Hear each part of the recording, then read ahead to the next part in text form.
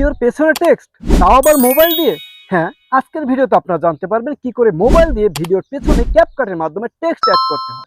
ক্যাপকাটে click করব, new প্রজেক্টে click করব, ভিডিও ফাইলটি সিলেক্ট করব, অ্যাডে ক্লিক করব, টেক্সট অপশনে ক্লিক করব অথবা টেক্সট টেমপ্লেটে ক্লিক করব। পছন্দ মতো টেমপ্লেট সিলেক্ট করব, যা লেখার লিখে দিব।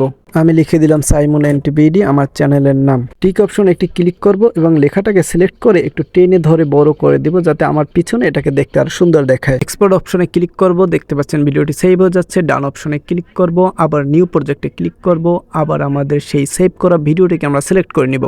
ওয়াটারমার্ক কেটে দেব, প্লাস আইকনে ক্লিক করব, ভিডিওটি সিলেক্ট করব, অ্যাড অপশনে ক্লিক করব, মেইন ভিডিওটা টাচ করে একটু হালকা বামে যাব, ওভারলেতে ক্লিক করব, ভিডিওটি হালকা চেপে ধরে ওই ভিডিওটি সমান সমান নিয়ে আসব। মেইন ভিডিওটি সিলেক্ট করব, রিমুভ জিবিতে ক্লিক করব, অটো রিমুভে ক্লিক করব, একটু সময় নেবে, দেখতে পাচ্ছেন হয়ে গেছে। এভাবেই ভিডিওর পিছনে লিখবেন খুব সহজ। ভিডিওটি ভালো লাগলে অবশ্যই চ্যানেলটি সাবস্ক্রাইব এবং ভিডিওতে একটি লাইক করে যাবেন।